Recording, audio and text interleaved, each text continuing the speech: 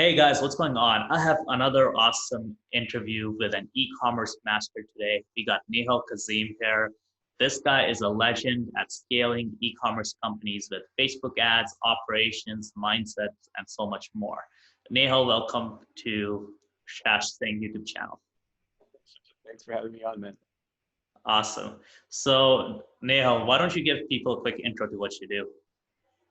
Yeah, so I run adpros.com. We take e-commerce brands, primarily direct to consumers, from 6 figures a month to 7 figures a month in revenue. And the difference is we're not doing that to lose money or do it super cash flow negative. We're doing it profitably, sustainably, and the goal is to actually have something that's designed to sell. Got it. So you have a very clear niche. Direct to consumer e-commerce brands that are doing 6 figures a month and you want to take them to 7 figures. And in that your end goal is really to help them sell. Yeah, because the person who's designing their businesses to sell, they're usually managing their business professionally, where other people are doing it for lifestyle purposes or specific profit or for ego, whatever the case is, and that's fine, like it's their business. But for us, we're very aggressive when it comes to scaling on the front end. And so we want to do that consistently and be able to do that for as long period as we can. And what we've seen is like the people who actually want to grow their business to 1 million a month or 8 figure businesses generally, they do it professionally. It doesn't happen by accident. And that's what we're trying to do as well, is like, how do we build the operating system to do it over and over and over again? Yeah, that makes a ton of sense because what I've also noticed is that business owners, they say they want growth, but they don't really want growth. When you have a very clear goal, like you want to sell for 50 million, then you are very defined in that goal. While in other cases, business owners might be, hey, I want to work really hard this year, and then the next year, I'm going to take it easier. Just because they don't have that clear mindset goal of like, hey, I want to grow to sell. It's more like, okay, hey, this business is kind of to, fund my lifestyle. So that's very Yeah. cool.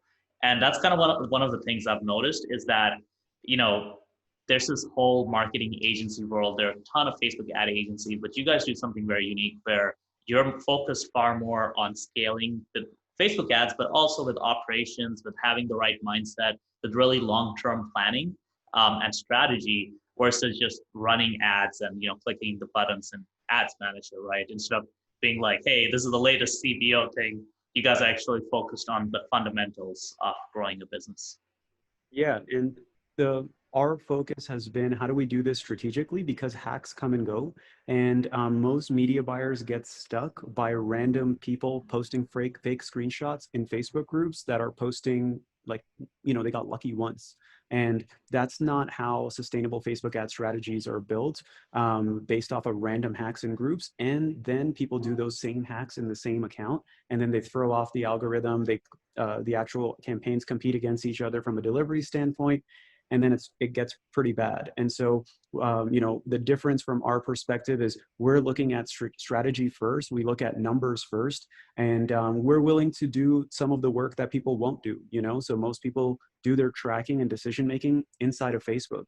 Like, they don't reconcile what's going on in real life. And so you spend 1,000 a day. What happened on Shopify or wherever your business is? And I think that's it's so fundamental. It sounds so simple, but most people just don't do that reconciliation. Most media buyers don't have access to Shopify or whatever the backend is, so they never check. So they don't actually know how things are doing. And so we start definitely with fundamentals, where our mindset is we rather focus on and implement high quality systems instead of look for the next hack, because the system will outperform the hacks for the longer term. Got it. And one of the things you mentioned to me was that this year you scaled 3 businesses from 6 figures a month to 7 figures a month. What are the common threads between businesses that scale quickly from 100, 200K a month to 1 million a month versus the ones that take a long time to get there? Yeah, I mean, there's so many parts. Some of the main elements, the first thing is the vision of the entrepreneur. So if you're the marketing person or the media buyer or someone involved in the team, and the person at the top, if they don't want to build an 8 figure company, if they don't have the vision of generating 1 million a month, most of the people who are generating 1 million a month for our agency right now, that's not their goal. So that's just a means to their goal. And so that changes a lot, because their end goal was never 1 million a month. It's like, that's on the path. And so it starts all with, like, first with the leader, because if he or she thinks that they can get 1 million a month or more, they're going to get it one way or another eventually. And so that's like the number one thing. Do they even want it, and how badly do they want it? And this is, what we're talking about. I've worked with entrepreneurs as well, where they start making 30 grand, 50 grand, 100 grand in profit a month. And no matter what their vision is, internally, they're like, okay, that's a lot of money. Like, I'm good, let me chill. And so, whereas other people have this crazy intense vision and energy and passion for what they want. So that's number one. Number two is like, there are numbers that they track better than most of the other entrepreneurs, specifically starting with cash flow. They know what they're, from a fulfillment standpoint, the actual inventory, when is it, the actual projections, when are they going to run out, when to order next, how profitable they are, those kind of things. Most of our clients like don't know, or don't know very well when it comes to the day-to-day. And there are specific metrics that we track. Other parts of it is more so on like the problem solving and troubleshooting. So I would say that there's like an aggressive nature, or very ambitious nature to what they do month to month, including what we're involved in, and it's really day to day. So our mindset is we want to break records month on month, not quarter on quarter or year on year. Like all that stuff, it obviously builds from that. But what is going on a daily basis, if we're actually going to beat that metric? And if you're talking about breaking records, you need to know what the record is. Like, I think most people, we just don't, it's very easy to not look at the number. What was the record ad spend? What was the record revenue? What was the record revenue on, or return on ad spend, as well as ad spend to revenue ratios, or whatever numbers are important to you? What were those numbers? How profitable were you? And is that the goal that you want to focus on? And so those are some of the bigger ones in terms of the main core differences, and we can go into more of that, of course. Yeah, that makes a lot of sense. So to recap, the first one that you said was like, what's the owner's mindset, right? Like, where do they want to go, right? Like, do they just want a lifestyle business? Is this for fun? Or are they like trying to, build something huge? Are they trying to sell, etc.? And then the second thing you mentioned was also the finances, which is extremely, extremely important. You want to make sure that, you basically have those numbers clear, because a lot of people, they're making decisions on what Facebook ads ROI they want based on just a hunch, right? They're like, oh yeah, I want 3x, right? Or what other people are saying. It's just like, oh, that guy's getting 4, I want 4. Like, what does that have to do with anything? And then, they go through media buyers after media buyers, and then they're like, they don't really grow their Facebook ads, and they just keep going to media buyers, never really building momentum. And they're like, oh, Facebook ads is BS, or media buyers are BS, or agencies are BS. When in reality, it's like, hey, if you look at the long-term goal of your business, you do some financial modeling, you figure out, okay, based on my true numbers, what is a good ROAS that allows me to scale while also providing the cash flow to allow you to basically keep growing the business, which, those are two important aspects of it, right? Because you could theoretically get a really amazing ROAS, a really good spend, and, obviously you can post it on all the forums, be like, hey, look at me. But what's a lot more impressive is, if you're able to spend 300,000 a month, and, perhaps the ROAS isn't as high, but you're making significant enough profit and acquiring enough customers, and you have a back end where those customers are long-term assets, and then that allows you to build a valuation that's, like 50 million, 100 million, right? So that's like a huge difference in those mindsets. And the third thing you said, which was basically like, how much are they going to problem solve, and just basically how aggressive they are about that, which I love, because it's like, a lot of times things don't work from the get-go, and there are people who are like, okay, if things aren't going from the get-go, this whole thing doesn't work. It's the same thing with YouTube ads. In fact, I think in YouTube ads, it's even more so, because you're far more likely to get started with things just not working well. Like, it just happens a lot, right? Like, at least with Facebook ads, you got those lookalike audiences that typically work well. With YouTube ads, like, it can be a little rocky at the beginning for a lot of offers. So you kind of have to have that mindset of like, hey, we're going to do what is needed. We're going to try different things. We're going to try different creatives, landing pages, different funnels, etc. Because ultimately, traffic source is a traffic source, right? Like, you have to figure out how to work with it. If your business isn't working with that traffic source, either you're going to have to adjust things, or you're not going to use that traffic source. And obviously, you do want to use as many traffic sources as you want to allow you to, sustainably scale and also have your eggs not in one basket. Yeah. Cool. One question I have for you is, how do you find these kind of clients, right? Like, how does that look like on the initial call? Like, where you're like, hey, are you willing to sell? What's the game plan? Like, how do you figure out who's going to be a good match or not? Because this goes far beyond what most Facebook ad agencies look for in a client. Yeah, so honestly, some of the, sales calls, if you will, like we prefer it positioned as like a partner call. It's more of an exploratory call. Like we're qualifying them as much as they're qualifying us. And what we're really trying to figure out is like who's the person behind the business and like what are the pieces that are already there. So for example, we don't work with drop shipping brands. It's just not our preference. We prefer with, building brands with people. And so the on the sales calls, we explain like, look, our focus is we want to take you to, we work with companies that are interested in going to 7 figures. Is the business even capable of that? Like, what would happen from an inventory standpoint? How big is the market? So we just had a sales call recently, and on that call, we were discussing this specific product for people who go to the gym, but specifically go to like these fitness shows. The people who go to fitness shows and train for fitness shows, like it's a niche. It's not mass market. And so the actual ability for that type of business to go to 1 million a month, it's possible, but it's very difficult. Versus that they have a specific product that's actually a cereal brand that came out of that same company, and that could actually be its own company. There's a lot of success of direct-to-consumer cereal brands right now, and the profit margin's good. The mass market is there in terms of like that specific product. The avatar is easy to target. The average order value is there. Like there's a lot of those pieces that are already in place, and he's a proven entrepreneur. So there's a very high probability. So we're actually like looking at those opportunities and how do we figure out how to maximize those opportunities.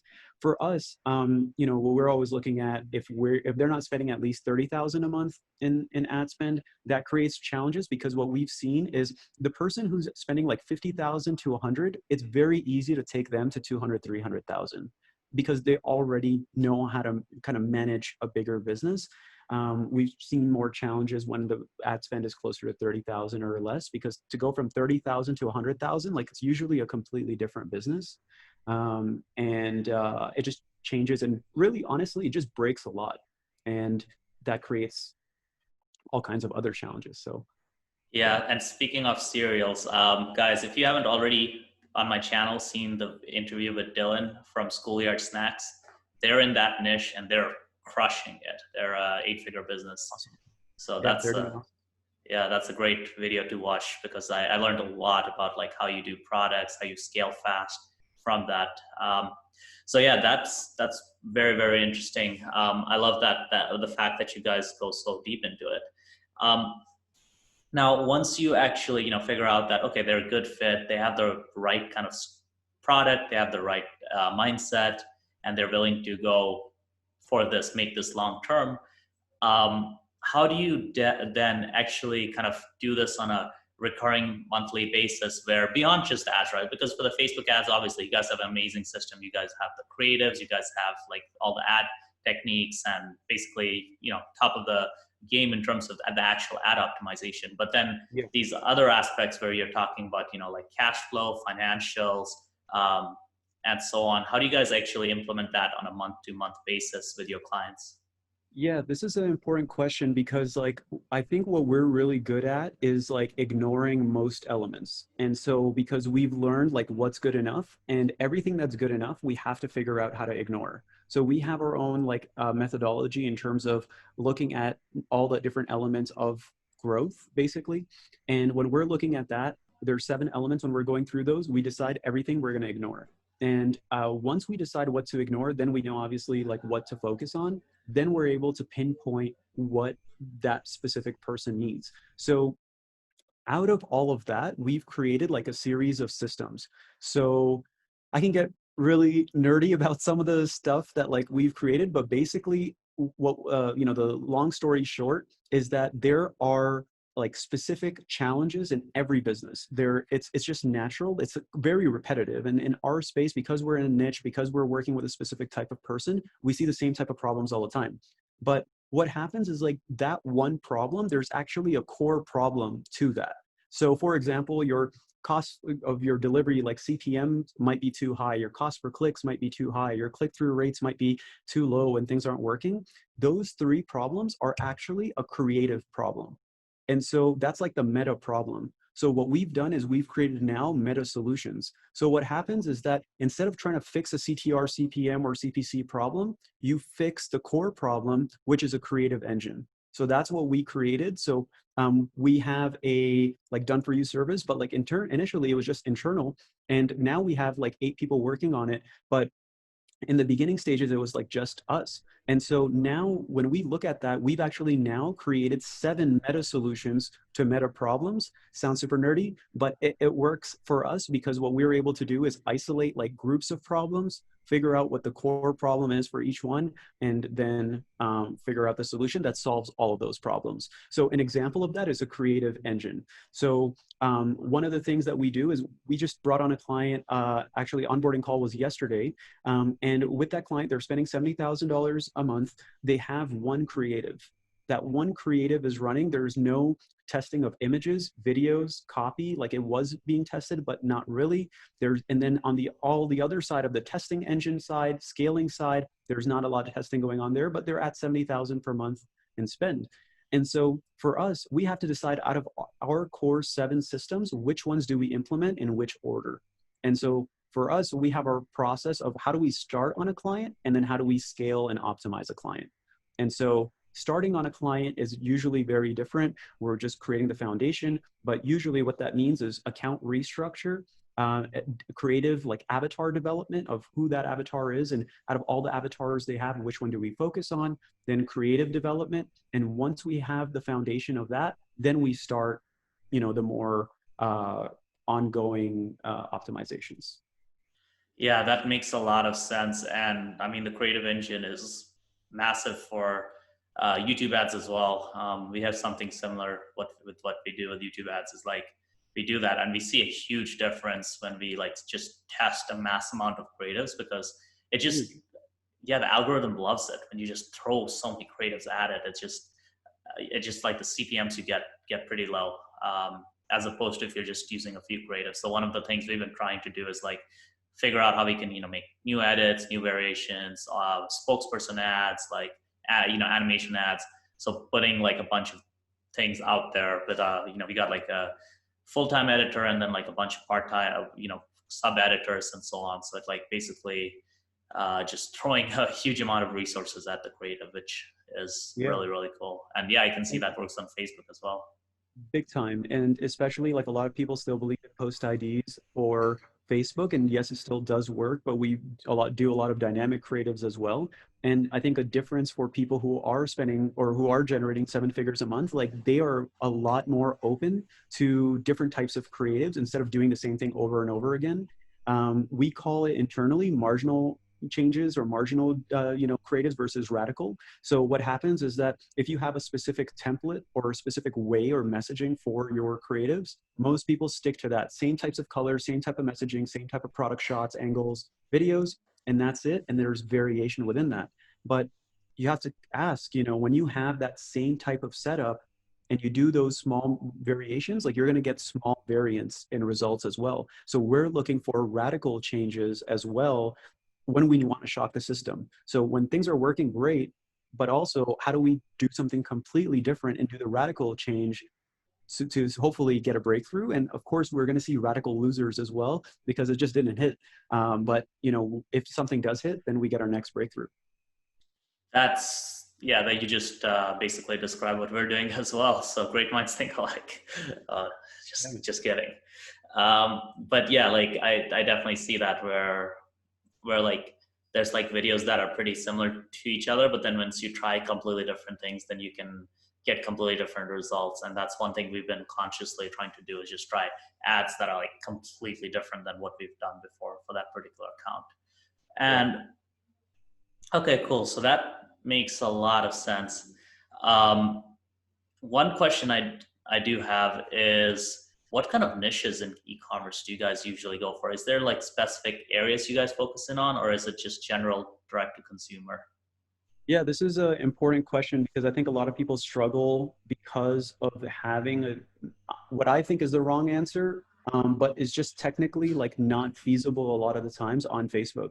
So if you're trying to build $1 million a month business or more, but you're marketing to just people who go to these fitness shows and train for those fitness shows, again, it's possible. It's just more difficult. So I rather go after brands that are more mass market. It doesn't have to be crazy mass market, but still the audience is there and the ability to market to them is relatively easy. And so when people go into niches, like they're setting them like super small niches, either setting themselves up to like fail or at least like not hit the big goal that they have because it's not the game, like they're designed the game wrong. Then another thing that I've seen, especially recently, and we were talking a little bit about iOS 14 before this, but with the changes that are going on, it's going to become even more apparent. If you have like a $10 CPA as your target, like things are going to get even more difficult for you because of lack of data and optimization. So we just prefer higher average order value and higher CPA, like break-even CPAs or target CPAs, because what happens is when you have a $10 or $20 CPA target, the volatility of $1 or $2, or say in this case $2, that's a 10% bump. So if the actual CPA that day goes up by $2, you actually, your margins go down by 10%. Like I think that's pretty significant.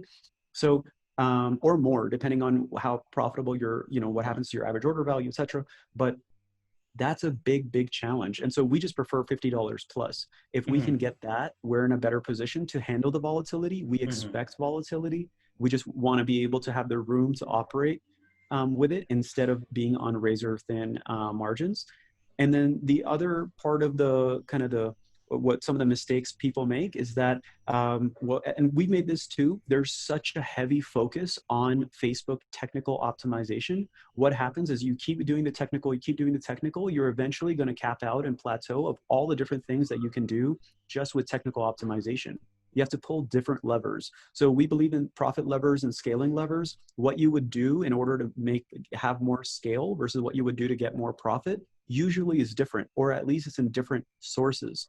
And so when it comes to kind of what we're doing day to day, we want to make sure that if we want scale, what levers are we pulling? If we want profit, what are we doing? And most people kind of keep going back and forth on like, well, we want profitability, but we also want scale, but like we don't want too much, like we don't want ROAS to go down too much, or like we need to be this aggressive. Like it's constant confusion instead of here are my 3 or 4 core metrics. Here's what the ideal case, okay case and worst case are. Operate within those parameters and go. That confidence and clarity is so different than how most businesses operate, where it's like, well, we're at 8, in the coaching space or webinar space, it's like 600% ROAS, then you go down to 200%. It's like, now you're not making any money. And so there's just constant flows, but there's also like no ways to make decisions. So like we have our own internal like decision-making framework, like all of those systems and decision, building blocks allow us to operate. And so those are some of the mistakes that people make in terms of like stacking the game against them, where they're choosing super niches, like very small niches, not having enough room from a CPA standpoint, and then like not actually building around the numbers that allow them to make high quality decisions. Yeah, that's something I've noticed with YouTube ads as well is, you need a higher allowable CPA, higher than Facebook even. And it's one of those things where I think like when you're a new business owner, right? And this is one of the advantages of having an agency because you can really see the patterns. But when you're a new business owner, you kind of just think about, kind of your product, and you're not really thinking about these bigger factors. You're not thinking about what it takes to scale with paid ads, right? Which, and that's fair enough. If you've got other avenues you can scale with, that works too.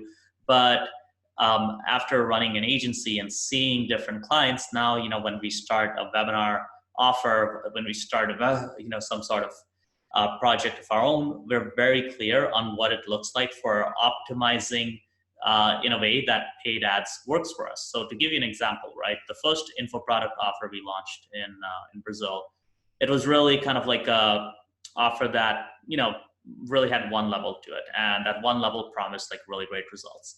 However, the issue with this offer was there was no real clear upsell. It was kind of like, solving the problem. It was kind of, the mechanism was also a tougher mechanism. So it was something where getting results, students get results, but it's not as high a success rate as other mechanisms, right? Like, if the mechanism is to earn a certain income, there's certain mechanisms which are more surefire, while there are others which require more work, more persistence, and so on.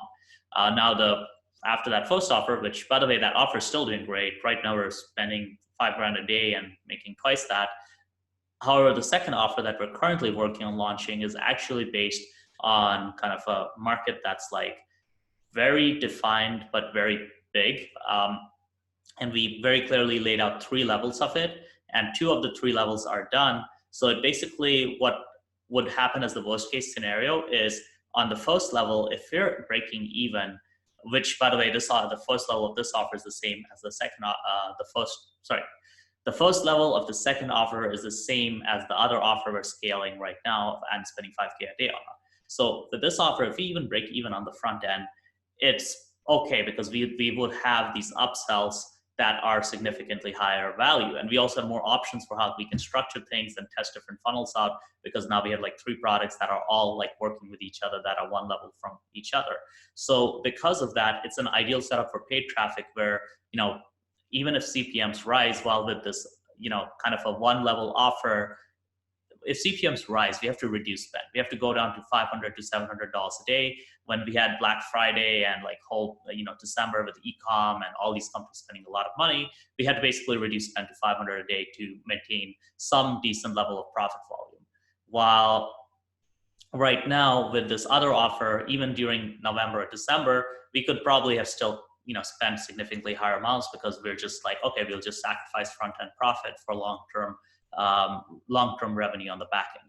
So that's one of those things where, if you're at the 6-figure a month stage, or if you're, even at the 50K a month stage, you really want to think about the structure of your business in terms of what your products are and how they work with each other, so that you can theoretically spend, like 300,000 a month, 400,000 a month, and, like be able to build a business that does $1 million a month, right? Because it's not going to happen with, most likely it won't happen with one product unless it's a super unique, super new product. In many cases, it's just going to be, you're going to hit a wall where, you have competitors or the ad costs get too high. And so you have to really think about business structure as the long-term game path. So it seems like that's kind of like the way you guys are also thinking about it as well. Yeah, I mean, we have different targets based off of the different nature of the client. So there are clients that our ROAS target on Facebook is like 80%, and it's a supplement offer. But on the actual new customers coming in, our performance is 140%. So that allows us to almost break even on day 1. But we can't just do that all day because they have actual infrastructure and they have operational cost. And so our target is 170% for the business overall, and majority of that profitability comes from recurring customers. And so for that specific business, we have to keep a first-time revenue to returning customer ratio. If we don't do that, or if we scale first-time customers too aggressively, like profitability of the business will drop. And because it's a recurring product, but it takes 3 months for them to actually consume it again, like we have to wait. And so that changes how quickly we can scale unless we become even more profitable on the front end. And that's a different challenge, right? Whereas we have another client that, we took them from 27,000 a month in revenue from May, and by November, they were at $1 million a month. And we're able to go very aggressive with them, but it was a lot on perfect timing. Their average order value is like $650. They still need a break-even ROAS of about 400, target ROAS is 400%. The actual ideal ROAS is 500, but how that business works because of cost of goods sold, it's so different compared to the other supplement business. And I think that's where people get lost in ROAS and targets and how they should plan and do financial modeling. And all of it sounds a bit complex, but it's not really.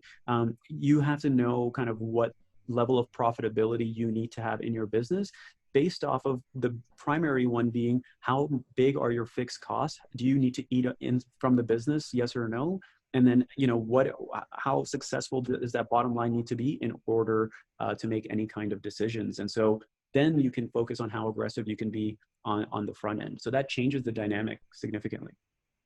Absolutely. I think that's huge. And I mean, that's another thing where, for example, if you have a venture backed direct to consumer brand, right, like you're definitely able to be far more aggressive on acquisition costs versus if it's like bootstrapped. And if you're bootstrapped, you have to be very intelligent in the way you use your resources, where you kind of have to really become a master of that stuff. Do you have any resources for entrepreneurs or even for me to read regarding kind of like how you do this kind of planning? But because it sounds like a mix of financial modeling, sounds like a mix of advertising. There's like various things involved there. So yeah, there's a lot. There isn't anything public yet, but what we're doing is we have our core sheet, our core decision-making sheet, or our tracking sheet, and we're looking at three types of data. We're looking at total, so total cost, number of clicks, total add to carts, total purchases, total revenue, that kind of thing. Then cost per each of those actions and ratios of those actions. So click to lead, lead to whatever, and so we have those three types of numbers that we look at on a daily basis, that become a monthly total, that become an annual, that we can see across the board, and we can see analysis of how we're doing side by side. Another thing that we found really helpful is like a pacing chart. And so most people don't know like how well they're pacing or bad they're pacing on ad spend or margin or revenue. And so depending on what's important to you, like for most of our clients is we want to see, how much revenue are we going to do at what profitability with what ad spend. And so we have a chart that we integrated so that every single day we're able to see how we're doing. I think that's like a huge part. And then we have a person in-house who does like manual tracking every single day. And I think most people just don't do that, and I think that's such an important part of what's going on in Facebook versus what's going on in real life. But are you looking at that on a daily basis? So yeah, I don't have any stuff on that yet, but I hopefully when I do, I'll share it with you. yeah, I think it'd be really cool because I don't hear about this kind of stuff anywhere else. So it's very interesting stuff. And I think that's probably what your ideal clients would want as well. Just like, Yeah. those kind of resources. Yeah. Cool. That's very, very interesting. Now, in terms of scaling, how do you guys deal with like inventory issues or suppliers? Like, do you guys have kind of like a alert system that when you start scaling hard, you tell your clients to like, okay, well, what are we going to do here? Do you have recommended best practices? Like, how do you deal with that whole thing of like the supply chain? Is that something you deal with, or it's Yeah, we're not really on that side. We rarely have issues on that side. I think like that really says a lot about the types of clients we work with. We just had like a new issue recently where the main product that we're promoting just like ran out, and so this secondary product like directly influences ROAS and profitability and how well we're able to spend. So that creates problems, but we're not really on that side, so I can't really speak on it. Got it. Cool. And Nehal, where can people find out more about you? Yeah, the easiest place would be adpros.com. If you guys want to get a hold of me, it's Nehal at adpros.com or on Facebook. Got it. And yeah, you have the Facebook group, right? The AdPros group. Facebook group as well, and that's called Facebook Ad Pros. And so we have that group, and I share more about some of the behind the scenes of what we're doing, and so you guys can request access there as well. Awesome. Yeah, guys, if you run an e-com brand that's doing 6 figures plus, go hit Nehal up, see what he has to say. I'm sure you'll gain a lot just by talking to him.